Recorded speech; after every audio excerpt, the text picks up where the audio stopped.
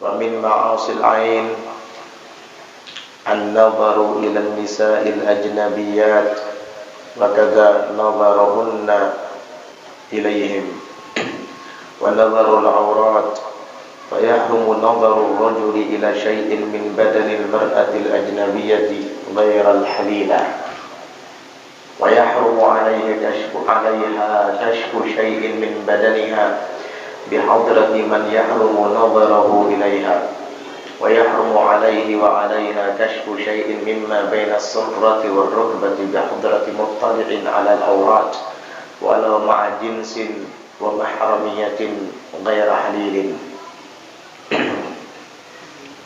Faslun pasal wa min ma'asil ain, dan termasuk daripada maksiat mata an-nazaru ila nisa'il ajnabiyat, memandang kepada wanita-wanita asing, yaitu yang tidak ada hubungan mahram antara mereka.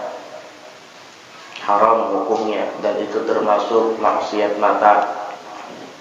Di dalam Al-Quran Allah Subhanahu wa ta'ala berfirman, wa qul lil mu'minina yaghuddu min absarihim, katakan kepada orang-orang beriman daripada kalangan laki-laki, yaghuddu min absarihim, agar mereka menutup daripada pandangan-pandangan mereka. Maksudnya tidak boleh memandang kepada wanita-wanita halat asing yang tidak ada hubungan mahram. Haram hukumnya memandangi mereka, apalagi disertai dengan syahwat. Wa kadza nazarahunna ilaihim, dan begitu juga pandangan mereka kaum wanita ilaihim kepada mereka kaum lelaki. Sebagaimana lelaki dilarang memandangi para wanita yang tidak ada ikatan mahram, sebaliknya wanita pun dilarang untuk memandang kaum lelaki yang tidak ada ikatan mahram. Dua-duanya sama, tidak boleh saling memandang.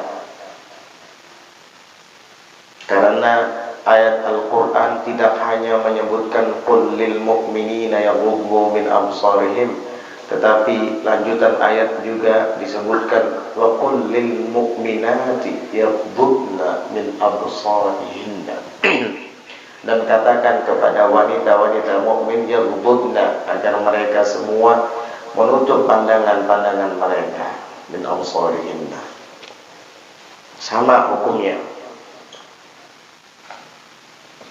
Wa nadharul aurati, dan haram juga termasuk maksiat mata memandang kepada aurat. Pelihara mata jika ingin selamat daripada maksiat.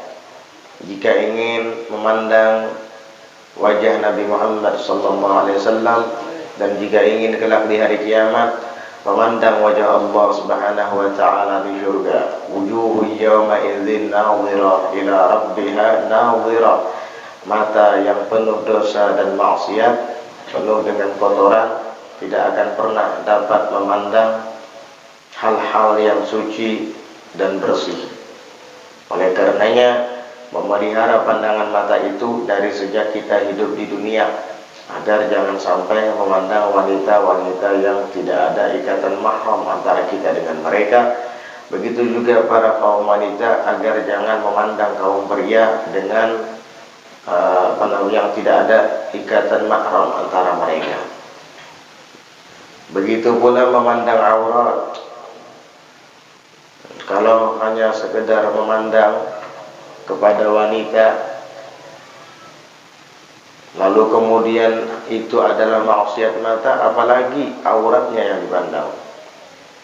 Hati-hati, jangan sering-sering duduk di pinggir jalan, tempat lalu lalang dan keramaian, karena di situ tidak luput daripada wanita-wanita yang membuka aurat.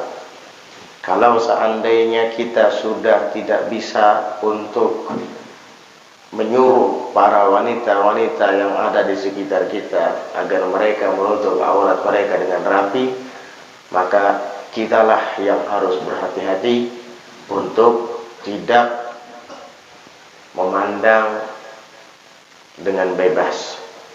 tengok kiri, tengok kanan, jangan.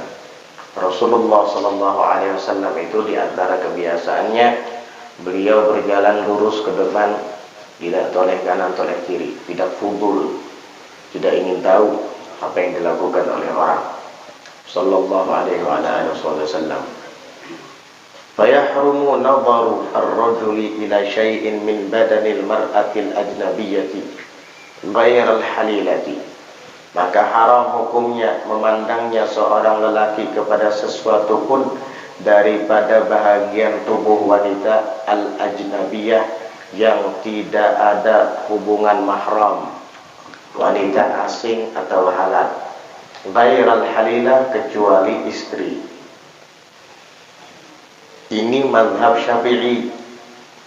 Mazhab Imam Syafi'i tidak ada istilah aurat wanita itu hanya seluruh badan kecuali wajah dan telapak tangan. Tidak ada dalam mazhab Syafi'i seperti itu. Ada dasarnya. Kecuali di dalam sholat, betul, seluruh badan kecuali wajah dan telapak tangan. Tapi kalau di luar sholat, menurut mazhab Imam Syafi'i, seluruh tubuh wanita adalah aurat. Makanya dalam mazhab Imam Syafi'i, mengenakan cadar itu hukumnya wajib. Di Indonesia mayoritas mazhabnya Syafi'i, tapi Syafi'inya tidak 100%. Iya. Justru malah kalau melihat orang pakai cadar dia risih, dituduh macam-macam, dituduh teroris, bahkan dikatain kalimat-kalimat yang tidak pantas, dibilang ninja, dijadikan bahan olokan. Na'udzubillah min dzalik. Akhirnya datang corona. Seberata enam pakai masker. Itu yang ninja itu, pakai masker, kerudungan enggak. Ninja tuh. Mana ada yang bilang ninja-ninja. Dulu giliran wanita muslimah pakai kerudung rapi dan bercadar, ninja. Giliran sekarang pakai masker, enggak kerudungan, enggak ada yang bilang ninja. Padahal itu yang ninja beneran.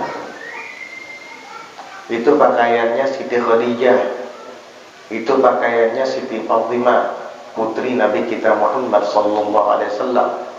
Itu busananya Sayyidatuna Aisyah, istri Nabi Muhammad Sallallahu Alaihi Wasallam. Kamu sebagai orang yang Islam dan mengakui Nabi Muhammad nabinya, istri-istri Nabi adalah ibunya, sebagai orang mukmin, kenapa justru malah risih? Aneh. Untung masih ada orang yang bisa mencontoh Sayyidatuna Khadijah. Giliran tetangganya, bahkan kadang anaknya sendiri mencontoh Lady Gaga. Lady Gaga datang ke Indonesia. Dulu mau datang ke Indonesia. Untung banyak para ulama yang mencegah. Masih beriman orang Indonesia ini, kuat imannya. Gagal akhirnya. Jadi Lady Gaga tambah L, gagal. Orang kafir. Iya. Malah biasa-biasa saja. Giliran anaknya niru-niru busana orang non-muslim, gak ada yang marah atau gak ada yang risih, gak ada yang ngata-ngatain macam-macam. Tapi giliran wanita muslimah memakai pakaian ibunya, Ummahatul Mukminin, istri-istri Nabi Sallallahu Alaihi Wasallam. An-Nabiyyu awla bil mu'minina min anfusihim wa azwajuhu ummahatuhum. Nabi itu lebih utama kepada orang-orang mukmin daripada diri-diri mereka sendiri. Dan istri-istrinya Nabi adalah ibu mereka. Nah, wanita-wanita muslimah ingin meneladani ibu-ibu mereka, istri Nabi, dengan memakai busana yang rapi sampai bercadar menutup seluruh tubuhnya agar tidak dilihat oleh kaum lelaki.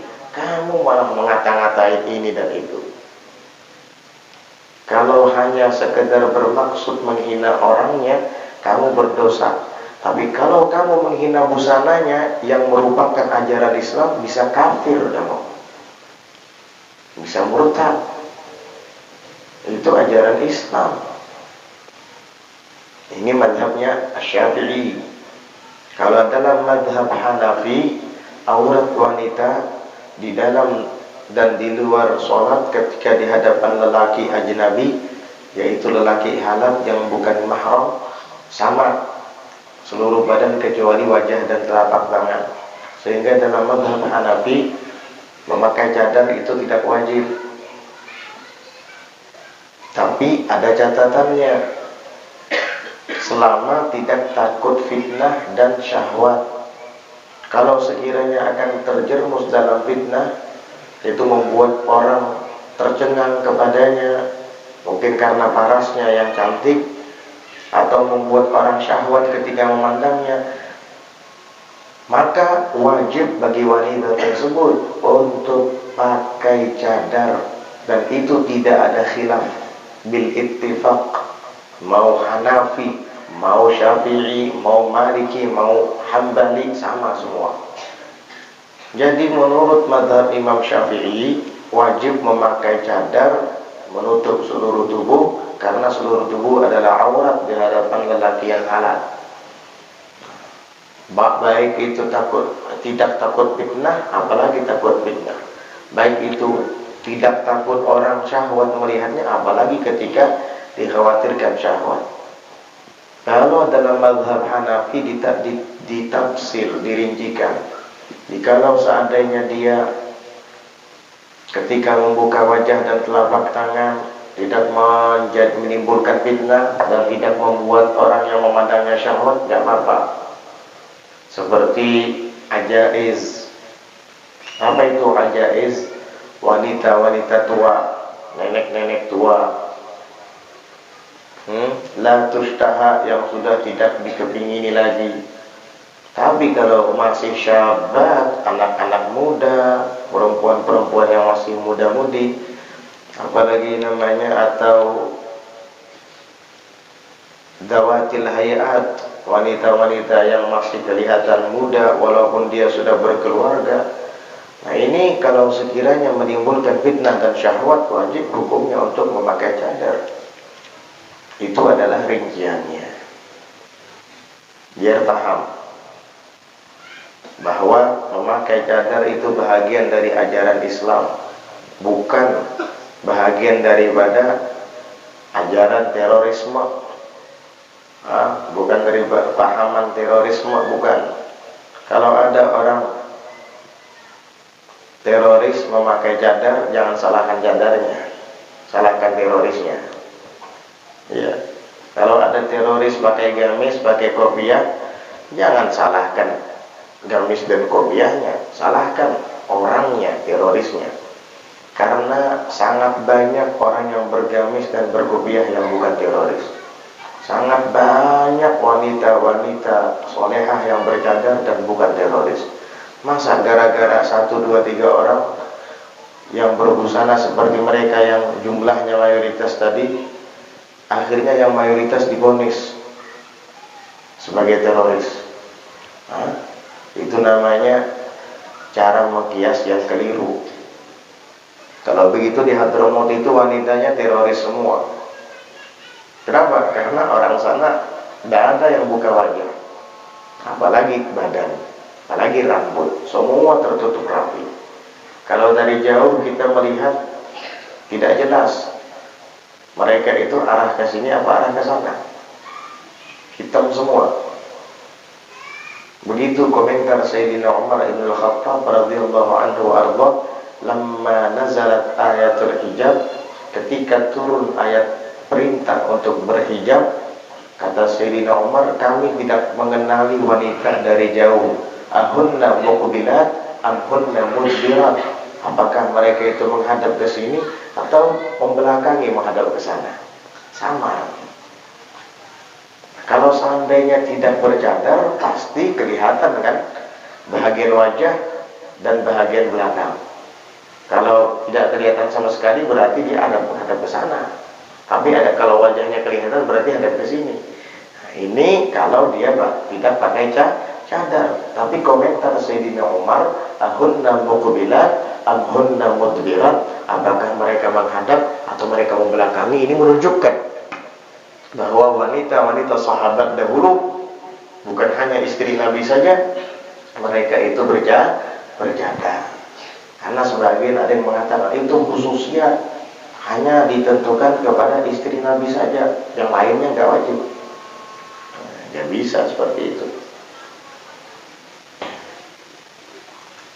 Nah, kalau misalkan mereka sudah diajak untuk menutup aurat dengan rapi, tetapi mereka tidak mau mendengarkan, ya kitanya, para kaum lelaki yang berusaha untuk menutup mata agar tidak melihat mereka tersebut. Bagaimana dengan wanita-wanita muslimah kita yang ada di sekitar kita yang tidak bercadar? Kan tadi ada mazhab Hanafi memperbolehkan, gak apa-apa taklid ke mazhab Hanafi, tapi ingat, pakai kerudung tetap, pakaian rapi juga tetap.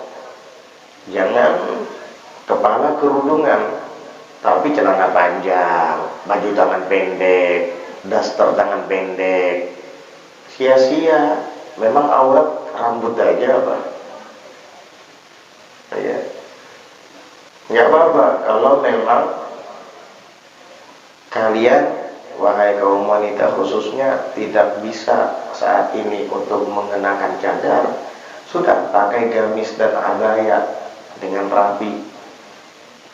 Nggak apa-apa wajah dan telapak tangan terbuka untuk sementara.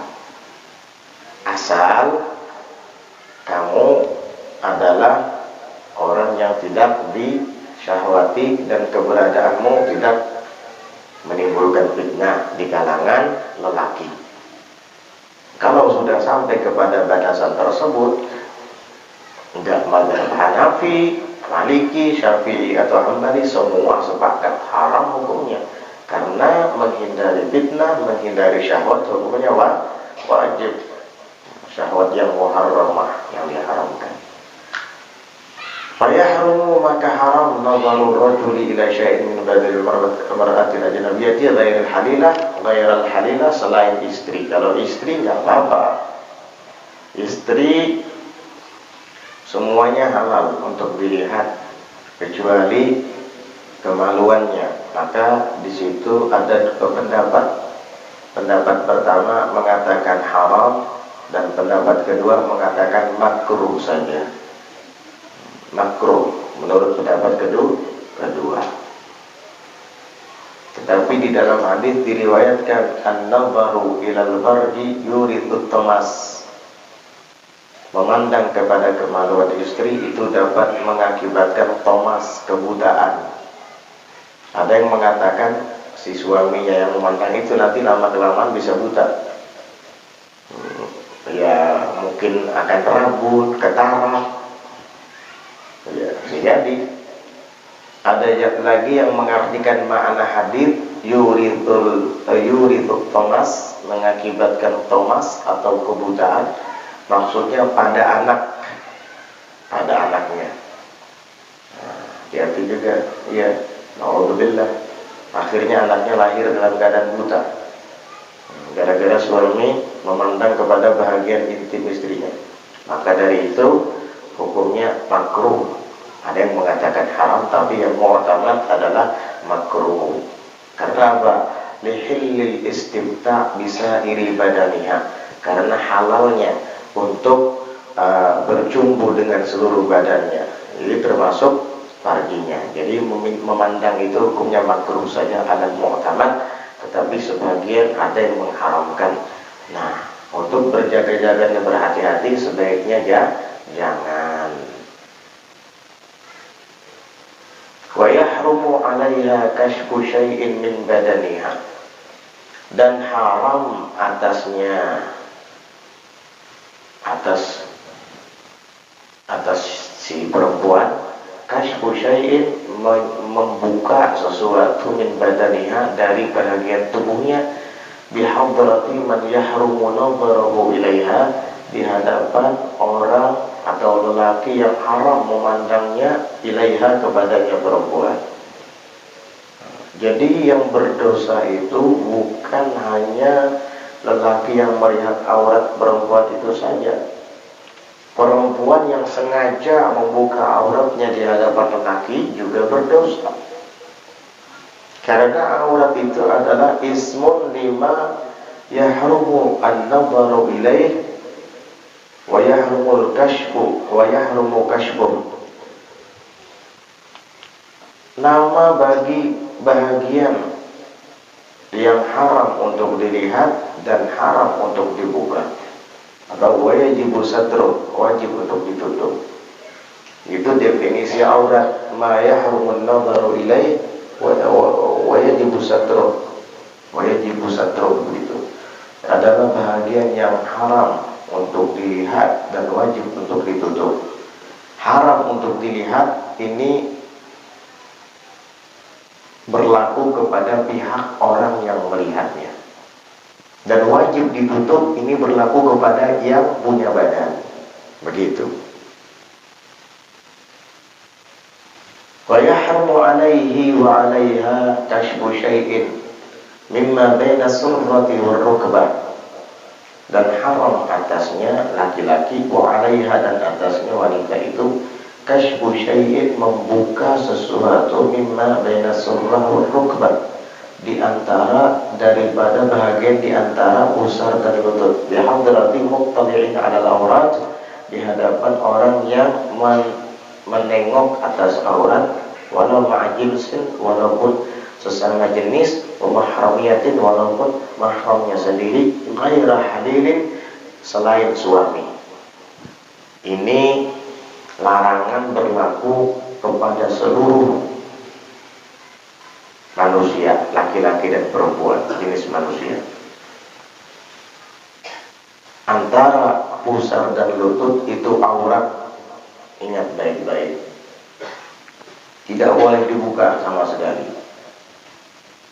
Tapi kami kan sama-sama kaum lelaki, walaupun sesama lelaki, antara pusar dan lutut adalah aurat, haram dibuka. Yang perempuan juga bilang, kami kan sesama kaum wanita, walaupun sesama kaum wanita, karena batasan antara pusar hingga lutut adalah aurat secara mutlak. Tapi kan dia ibu saya sendiri, atau dia anak saya sendiri, atau dia adalah saudari saya sendiri, saudara perempuan, haram tetap. Ya, kecuali sobi atau sobiyah, bayi lelaki atau anak kecil perempuan yang masih belum mumayyiz, ya apa-apa. Tapi kalau sudah mumayyiz, maka tidak boleh melihat bahagian pusar sampai lututnya. Baik itu dia adalah mahramnya sendiri, atau sesama wanita, atau sesama lelaki, haram hukumnya, kecuali suami atau istri, tidak apa-apa. Jadi kalau istri melihat lutut suaminya sampai paha suaminya misalnya, tidak masalah. Sebaliknya begitu suami kepada istrinya.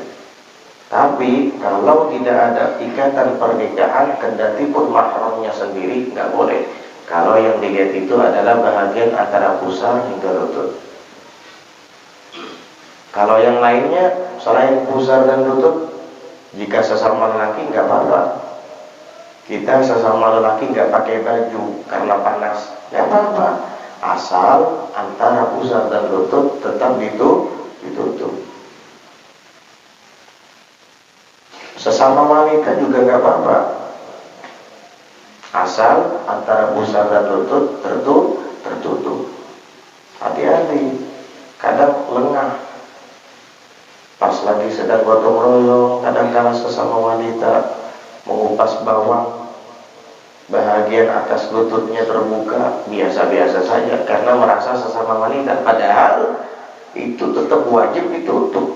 Karena batasan antara pusar sampai lutut itu mutlak wajib ditutup, kecuali antara suami istri. Selain dari itu tidak dikecualikan, mutlak, kecuali antara suami istri. Jadi mahram dengan mahram pun, walaupun ada kelonggaran, tidak seluruh badan mahram kita adalah aurat, sehingga ibu kita, adik kita, atau anak perempuan kita tidak pakai kerudung pun nggak apa-apa. Pakai daster biasa, tangan pendek misalnya nggak apa-apa, asal bahagian antara lutut dan pusar tetap tertutup. Atau sesama wanita juga nggak apa-apa, mau daster pendek nggak kerudungan nggak apa-apa, asal batasan antara pusar dan lutut tetap tertutup. Tetapi jika di hadapan lelaki yang bukan mahram, maka seluruh tubuhnya aurat. Jadi aurat itu kalau kita rincikan, ada kalanya aurat itu antara lelaki dan wanita yang bukan mahram dan tidak ada ikatan suami istri. Maka aurat wanita adalah seluruh badannya. Yang kedua, jikalau antara lelaki sesama lelaki, maka auratnya adalah tetap ada, jaga batasan tersebut, yaitu antara pusar sampai lutut. Kemudian antara wanita sesama wanita dan dengan mahramnya, maka hukumnya sama, antara pusar sampai lutut, asal sesama wanita dan mahramnya sendiri. Kemudian ada kalanya aurat itu di dalam sholat. Jikalau di dalam sholat adalah lelaki, maka auratnya antara pusar dan lutut. Tapi kalau yang sholat adalah wanita, maka seluruh badan kecuali wajah dan telapak tangan. Dan ada kalanya aurat itu antara, tapi kalau wanita budak, bukan wanita merdeka, bukan hurrah, melainkan amah, budak perempuan, auratnya dalam sholat sama seperti lelaki, antara pusar dan lutut. Tapi dia perempuan, walaupun perempuan, kalau budak. Kemudian aurat antara suami dan istri, maka tidak ada batasan, bahkan sampai kepada bahagian intim. Hanya saja tadi ada dua pendapat, yang mengatakan haram, yang kedua makruh, dan itu yang mu'tabar. Itu adalah tamsil aurat. Hati-hati, ada orang biasanya kalau 7 bulanan punya kegiatan atau adat istiadat mandi-mandi. Sepanjang itu hanya sekedar adat, silahkan kamu lakukan, tapi jangan sampai meyakini bahwa ini adalah sunnah Nabi misalnya, atau masuk dalam syariat Islam. Tidak boleh. Ini yang dimaksud dengan bid'ah muharramah. Tapi sepanjang itu sekedar adat dan kamu juga tidak berkeyakinan apa-apa, mungkin mandi-mandi kena anaknya sungsang, mungkin mandi-mandi kena diganggu, ya tidak boleh tasyahud. Nah, sepanjang itu hanya sekedar adat, silahkan, dan asal jaga pula batasan-batasan tertentu di saat memandikan. Ya, jangan sampai mandi-mandi 7 bulan dihadiri oleh lelaki yang tidak ada hubungan mahram. Karena perempuan ketika mandi-mandi 7 bulan paling pakai tapih bahalai, diikat di dada begitu. Terus dimandikan di depan rumah, ditonton laki-laki gitu. Bahlul ini haram hukumnya. Enggak, Bib, ini yang mandi sesama perempuan juga yang hadir. Calon bidan yang akan melahirkan bayi, teman-temannya, terus ditonton. Iya, kalau orang mandi itu biasanya, apalagi walaupun pakai kain, apalagi tipis, kena air kelihatan. Atau mungkin tanpa sengaja sarungnya tersingkap, akhirnya batasan antara lutut dan pusar kelihatan. Tapi kami sesama wanita, walaupun sesama wanita, kan sudah dijelaskan tadi rinciannya.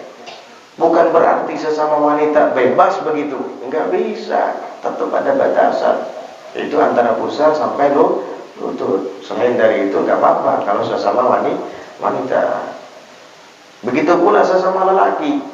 Mentang-mentang laki-laki semua mandi di sungai pakai celana dalam, bahlul juga ini. Udah gitu sobek lagi celana dalamnya di belakang. Ya Allah, Hirang yang pulang landau pintu hut. Kayak kerbau ini. Wow, bus nyuci mobil di pinggir jalan pakai sempak, nggak malu bang. Lewat kambing, tepok-tepok kayak kambing persis itu kamu. Yo, ada tahu, ada tahu. Jalan dalam aja basuh mobil, basuh motor pinggir jalan. Ya Allah, kemana rasa malu kamu? Al-haya'u al-imanu kullu. Rasa malu itu adalah iman seluruhnya. Di saat kamu sudah tidak punya rasa malu lagi, berarti imanmu patut dipertanyakan. Nah, sadar itu. Kamu tuh kok tidak punya rasa malu lagi, membuka aurat seakan-akan bukan aurat, berarti kamu tidak punya iman. Khawatir mati dalam keadaan kayak gitu, berarti mati tidak membawa iman. Waliyadzubillah. Perbaiki amal, perbaiki ibadah.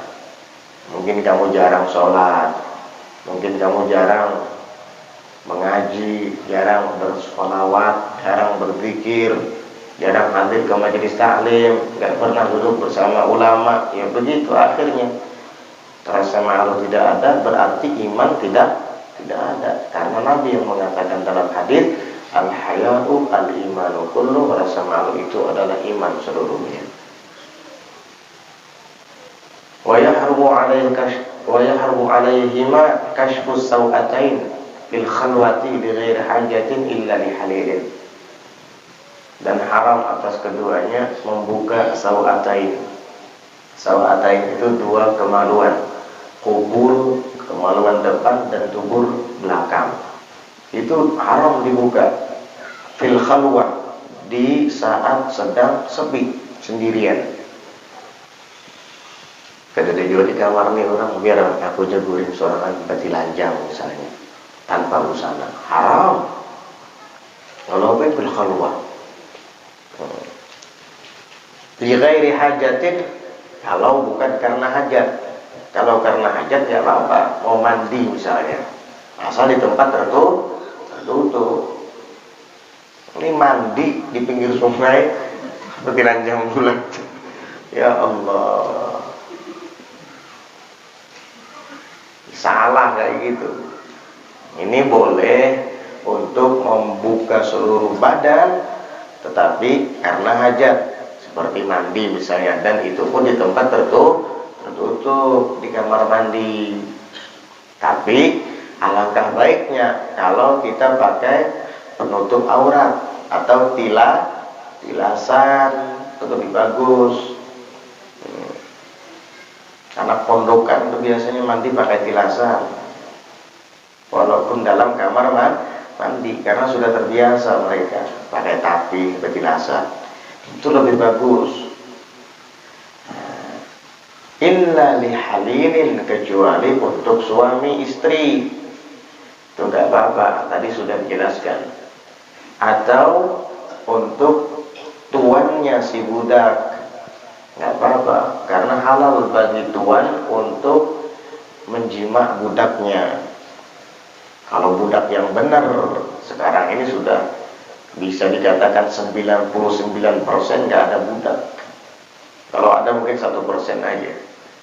Budak itu perlu proses, nggak bisa langsung ada budak. Iya, mentang-mentang punya duit lalu membeli perempuan jadi budak, nggak bisa. Orang merdeka diperbudak namanya itu. Budak itu melalui proses peperangan. Nanti ada yang ditawan dari kalangan anak kecil dan wanita, itu nggak boleh dibunuh dalam jihad. Iya, nah tawanan anak-anak kecil dan wanita itu nanti bisa dijadikan budak. Jadi tidak bisa asal budak-budakan saya kebolon. Nah, kalau budak yang sah di dalam Islam itu boleh untuk disenggama oleh tuannya, dan anaknya nanti merdeka. Kalau tuannya meninggal, budak itu dengan sendirinya akan menjadi merdeka, karena namanya mustawladah. Amatun mustawladah, budak yang dikawini oleh tuannya, bukan dikawini sih, disenggama oleh tuannya, halal Karena di dalam Al-Quran itu disebutkan walladzina yahfazuna furujahum illa ala azwajihim aw ma malakat aymanuhum. Mereka orang-orang mukmin itu menjaga dan memelihara kemaluan mereka dari perzinahan, dari yang haram, kecuali untuk istri mereka. Istri itu halal karena ada ijab qabul, ada akad nikah. Siapa lagi? Aw ma malakat aymanuhum, atau yang dimiliki oleh tangan kanan mereka, yaitu para budak-budak wanita. Halal walaupun kita tidak akad nikah dengan dia, halal. Kalau kita senggama dan punya anak, maka budak tersebut namanya ummul walad atau mustawladah. Kalau kita meninggal, dia otomatis langsung merdeka. Budak itu macam-macam. Ada mustawladah, ada muba'ab, ada mudabbar, ada macam-macam. Muba'ab itu ya yang ada lagi mukatab. Nah, mukatab. Kalau muba'ab itu sebagian merdeka, sebagian tidak. Kalau mukatab yaitu yang berhak menerima zakat. Hamba sahaya yang mukatab itu berhak menerima zakat, karena mukatab itu diadakan akad perjanjian oleh tuannya. Jika nanti dia bisa membayar kepada tuannya jumlah uang tertentu, maka dia akan dimerdekakan. Dia nanti akan diberi tempo 2 kali pembayaran. Kata tuannya, kalau kamu bisa bayar kepada saya 10 juta dalam jangka 2 bulan, kamu akan saya merdekakan. Bulan pertama bayar 5 juta, bulan kedua bayar 5 juta yang sisanya. Ini namanya akad mukatab, kitabatan sahihatan. Ini berhak untuk menerima zakat. Tujuannya apa? Supaya dia bisa memerdekakan dirinya dengan uang zakat itu, yang kemudian dibayar kepada tuannya. Ada mukatab, ada muba'ab, ada mustawladah, ada mudabbar. Kalau mudabbar itu orang yang dijanjikan merdeka oleh tuannya apabila tuannya meninggal. Kalau saya meninggal, kamu merdeka. Selama tuannya masih hidup, dia tidak merdeka. Pas tuannya meninggal, langsung otomatis dia merdeka. Itu mudabbar namanya itu. Ada bab khusus itu di dalam kitab fikih, Kitabul Istirqaq, bab perbudakan. Tapi budak sekarang hampir dikatakan tidak ada, kecuali di perang melawan Israel. Perang melawan Israel, tawanannya bisa jadi budak, karena perang membela agama.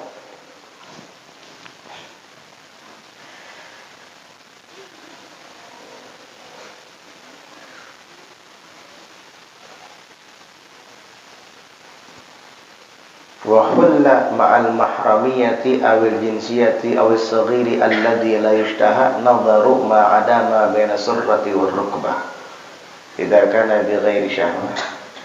Dan dihalalkan bersamaan dengan adanya hubungan mahram awil jinsiyah atau sesama jenis laki-laki ada bersama dengan kaum lelaki, perempuan juga sedang berkumpul bersama wanita, sesama wanita, itu halal. Awis saghir atau anak kecil alladzi la yushtaha, yang tidak disyahwati, itu halal nadharu memandanginya ma'ada ma baina surrah wa rukbah, selain batasan antara pusar dan lutut. Nah, ini yang dijelaskan tadi. Berarti aurat sesama mahram kita sendiri, entah anak kita, ibu kita, atau adik kita perempuan, kakak kita, bibi kita, itu adalah mahram kita, maka auratnya hanya antara pusar dan lutut yang tidak boleh kita melihatnya.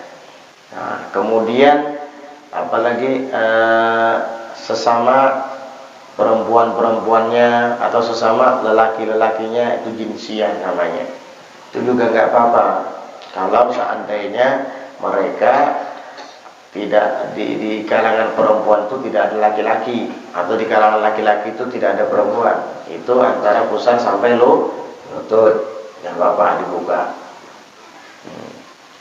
Dan anak kecil juga yang masih belum disyahwati, nggak apa-apa dilihat antara pusar, asal antara, maaf salah sebut tadi saya, maksudnya antara pusar dan lutut itu wajib ditutup. Yang selain daripada itu nggak apa-apa dibuka. Ya. Itu mahram atau sesama jenis wanita dan kaum wanita lainnya, atau lelaki dengan kaum lelaki lainnya, itu yang wajib ditutup hanya antara pusar dan lutut. Begitu pula dengan anak kecil yang tidak disyahwati. Itu semua halal dan tidak haram. Pokoknya selain pusar dan lutut, karena itu wajib ditutup. Idza kana bi ghairi syahwat, apabila itu tanpa syahwat. Tapi kalau ada syahwat, haram tetap hukumnya. Dia kan mahram saya sendiri, tapi kamu syahwat melihatnya, haram. Atau saya kan sesama lelaki, nggak apa-apa. Yang penting pusar dan lutut tertutup. Tapi kamu melihatnya syahwat, homo kali, bahlul ini, menjijikkan. Sampai dalam Al-Quran itu Allah Subhanahu Wa Taala menggambarkan orang-orang ini, bal antum qaumun tajhalun atatuna rijala syahwatan min dunin nisa bal antum qaumun tajhalun. Apakah kalian mendatangi syahwat sesama jenis lelakinya? Betul-betul kalian ini adalah kaum yang bodoh. Bukan ulun yang bilang bodoh, Allah yang bilang bodoh. LGBT itu orang bodoh-bodoh semua tuh. Lebih bodoh dari binatang. Ulun punya kuda di rumah. Itu kuda kalau melihat sesama jantan nggak meringkik-ringkik, diam aja dia. Kuda jantan lalu lalang diam. Tapi kalau sudah kuda betina yang lewat, meringkik-ringkik. Kuda aja tahu, bisa bedakan mana laki mana perempuan. Ini lelaki sama lelaki, syahwat, bahlul, qaumun tajhalun, bodoh itu. Gara-gara itu kaum Nabi Lut dibinasakan oleh Allah. Perempuan sesama perempuan sama seperti itu juga. Jadi aurat yang wajib ditutup jika sesama jenis wanitanya, sesama jenis lelakinya, atau ada ikatan mahram, atau hanya anak kecil yang belum disyahwati, yang wajib ditutup hanya pusar sampai lutut. Sisa yang lain tidak apa-apa terbuka. Dan itu dengan catatan jika kita memandanginya tanpa syahwat. Kalau memandanginya dengan syahwat, ya seluruh badan wajib ditutup nantinya. Begitu. Walaupun mahram sendiri kalau dimandang dengan syahwat haram. Karena memandang dengan syahwat itu haram. Apa saja. Dulu ada orang nanya sama guru saya, Habib Haidar bin Muhsin Al-Hinduan. Habib, dia bilang, kalau kita melihat kambing lalu syahwat, apa hukumnya? Kambing syahwat. Kata Habib Haidar, jangankan melihat kambing, melihat dinding itu syahwat, haram hukumnya. Melihat dinding syahwat, haram hukumnya. Karena an-nadharu bisyahwat hukumnya haram. Illa sobiyun atau sobiyatun duna sinni tamyiz, tuh, kecuali anak kecil, laki-laki kah perempuan kah yang di bawah umur tamyiz, fayahillu nadharuhu, maka halal memandangnya ma'ada farjil unta, kecuali kemaluan anak kecil perempuan, di ghairi ummiha, bagi selain ibunya. Jadi kalau kanak-kanak itu masih belum mumayyiz, ya masih umur 3 tahun, 4 tahun, itu ada bapak awaknya sebagian dirihati, kecuali bayi perempuan, anak perempuan, maka yang tidak boleh dilihati adalah bahagian farjinya saja, kecuali ibunya, nggak apa-apa, karena kepentingan istinja. Tapi kalau bayi lelaki kada apa-apa, biarnya mandi hujanan, mandi di sungai, kada sing bajuan, kada apa-apa, asal masih belum tamyiz atau mumayyiz. Tapi kalau sudah ganal-ganalan, mengaji sudah tamat Al-Quran, berarti lanjang aja lagi mandi, tangati, tagur, ya sudah mumayyiz, umur 7 tahun, 8 tahun udah masih telanjang mandi di sungai. Tegur. Nah, jadi begitu. Fayahillu nadharuhu, maka halal memandangnya anak yang masih kecil tadi, laki-laki kah perempuan kah sama, walaupun dia kadang pakai baju sama sekali tanpa busana. Tapi ada farjal unta, selain farjinya anak kecil perempuan, itu beda sendiri hukumnya. Badan yang lain nggak apa-apa, tapi farjinya nggak boleh. Itu di ghairi ummiha, untuk selain ibunya. Kalau ibunya nggak apa-apa, karena yang mengistinjakan kan ibunya. Wa yahrumun nadharu bil istihqari ilal muslim. Nah, ini pembahasan lain lagi. Kalau tadi itu adalah pembahasan ketika seseorang memandang aurat orang lain, dan batasan auratnya tadi sudah dijelaskan. Ketika tidak ada ikatan mahram, tidak ada ikatan suami istri, tadi seluruh badan kecuali wajah dan telapak tangan menurut Imam Hanafi. Kalau menurut Imam Syafi'i seluruh badan. Dan Imam Hanafi pun ada catatan, selama tidak takut syahwat dan fitnah.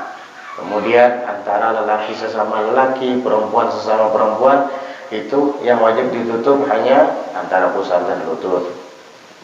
Dan ada juga antara mahramnya dengan mahram yang lainnya, walaupun laki-laki dan perempuan tapi ada ikatan mahram, maka sama tadi, yang tidak boleh dilihat itu hanya bagian antara pusar dan lutut. Kemudian antara suami istri maka mutlak boleh, hanya saja mengenai kemaluan itu alal mu'tamad makruh. Hakada. Dan ingat catatan, semua tadi yang disebutkan artinya batasan antara pusar dan lutut itu yang tidak boleh dilihat, yang lainnya boleh dilihat kalau tidak syahwat. Kalau syahwat tetap haram. Wa yahrumun nadharu bil istihqar ilal muslim, dan haram memandang dengan hina, meremehkan kepada orang muslim. Melihat orang muslim fakir, dia memandang dengan hina atau pandangan sinis, tidak mau duduk bersama mereka, haram hukumnya itu. Wan nadharu fi baitil ghair bi ghairi idzni, dan memandang ke rumah orang lain tanpa izinnya. Enggak boleh. Itu rumah orang bukaan ditilik, dilihat kayak ini, haram hukumnya itu. Iya. Kalau mau bertamu ke rumah orang, kamu tidak tinggal ketuk rumahnya, ucapkan salam, assalamualaikum. Ulangi 3 kali, kalau dibuka alhamdulillah, kalau tidak pulang aja. Jangan dikelilingi rumah orang, jendelanya membuka dijenguk, adakah orangnya? Haram hukumnya itu. Haram, dosa kamu. Tuk, ada membuka-buka juga. Haram dibukanya jendela, nah, atau lubang ditiliknya, nah, ada orangnya kada. Haram hukumnya itu. Ini melihat rumah orang dan kita tidak tahu siapa di dalamnya, ada atau tidak ada orangnya, itu haram sudah hukumnya. Apalagi kalau orangnya ada di dalam, apalagi dia dalam keadaan tidak menutup aurat dengan rapi, dosa kamu. Rumah orang bukaan, nah, dilihatin gitu, haram hukumnya itu, nggak boleh. Au syai'in akhfahu kadzalik, atau sesuatu yang ia tutupi, yang ia sembunyikan, kadzalik, begitu juga. Berarti dia tidak mau dilihat, ada sesuatu mungkin dia bawa nggak mau dilihat, kamu jangan apa yang di bawah sini itu ya, tidak tutup itu. Kita lihat bang, tak dibukanya terpalanya. Oh, buah sawit kan? Jangan fudul kamu. Orangnya pas singgah, anak buang air kecil misalnya, lalu melihat, apa yuk truk ini pindah terpal, anak tahu dibuka, oh sawit ya, oh karet ya, oh batu bara, nggak boleh sama seperti itu, haram. Itu bukan hak urusan kamu. Nah, milik orang. Ada orang yang pintar, ahli hikmah, dia membawa wadah, berjalan lalu ditutup sama dia wadah itu. Ketika dia berjalan membawa wadah dalam keadaan tertutup, ada orang datang menegurnya, menanyakan kepadanya, "Wahai fulan, apa yang kamu bawa itu?" Dia jawab, "Bukankah aku telah menutupnya dengan penutup? Kenapa kamu bertanya?" Ahli hikmah. Kalau sudah ditutup, nggak usah ditanya apa yang dibawa. Paham langsung orang ini. Oh iya, bujur juga. Jangannya ibaratnya hendak diketahui orang, kayak dibuka sekali. Ya.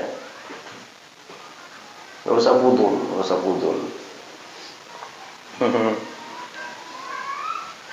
Wa musyahadatul munkar idza lam yunkir, dan menyaksikan kemungkaran dengan mata. Haram hukumnya idza lam yunkir, jika ia tidak memungkirinya, mengingkarinya. Tapi kalau kamu menyaksikan kemungkaran di hadapanmu, tujuannya untuk menghentikannya, bagus, wajib malahan itu. Tapi kalau ada kemungkaran malah ikut nonton, pindah rame pada dangdutan, siapa tuh itu artis datang dari Banjar sana? Oh iya Pak, ngomong itu menonton lang juga. Haram hukumnya itu musyahadatul munkar. Idza lam yunkir, jika ia tidak bertujuan untuk menghentikannya, mengingkarinya. Kalau bertujuan untuk itu sangat mulia sekali.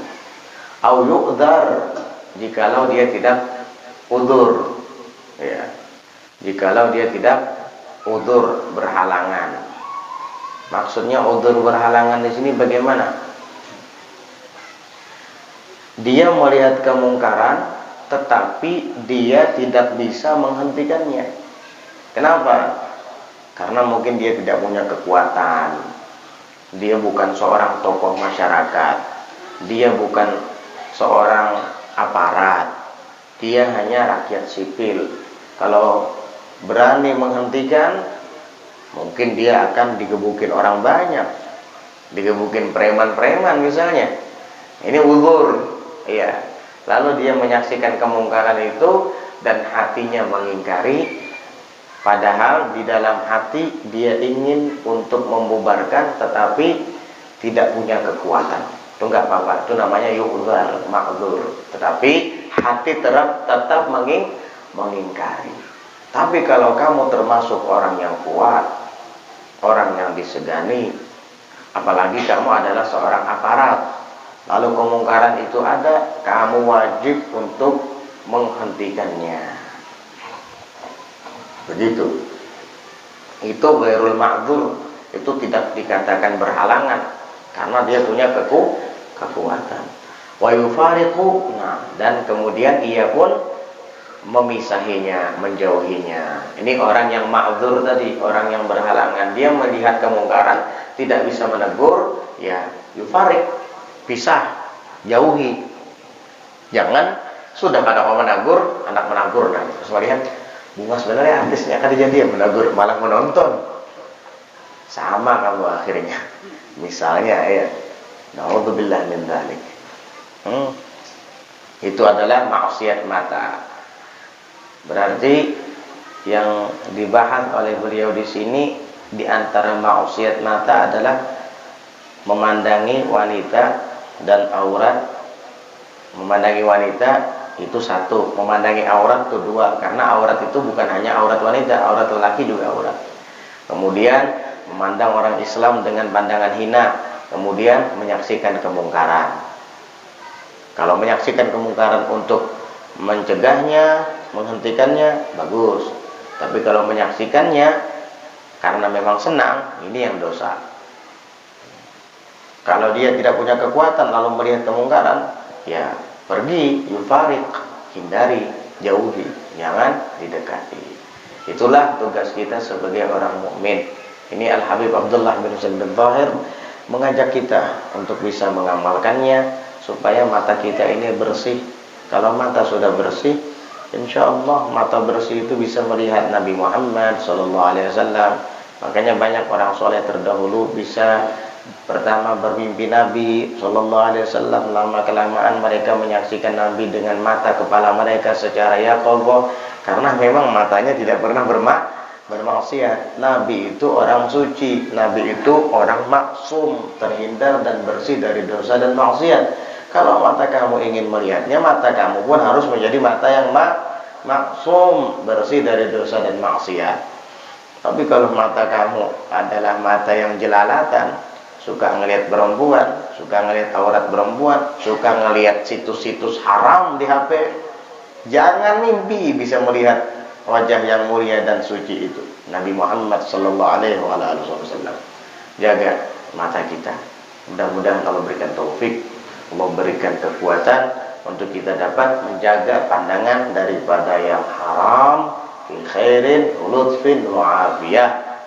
Insyaallah kita lanjutkan di pelajaran berikutnya, di pasal berikutnya, min ma'asil lisan, termasuk daripada maksiat lidah. Wallahu a'lam bissawab. Al-Fatihah bil qabul wa tamami kulli sul wa maqbul. Wa salahi syahadu dhahir batin wa ala kulli hal wa ala hadhihi wa ala man rasulullah. Insyaallah khairul akhir wa ila hadratin nabi Muhammadin sallallahu